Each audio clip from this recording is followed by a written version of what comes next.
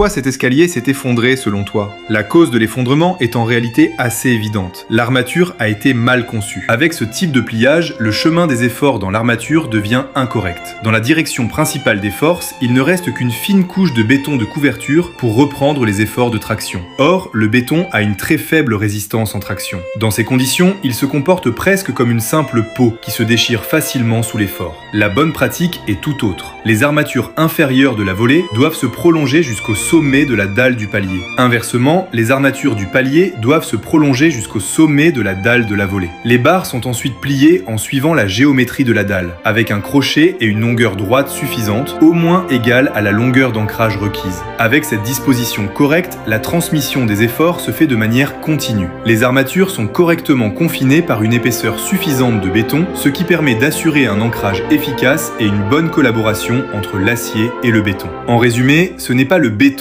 qui a cédé par hasard, mais une erreur de détail d'armature qui a conduit à une rupture brutale. En structure, un mauvais ancrage ne pardonne jamais.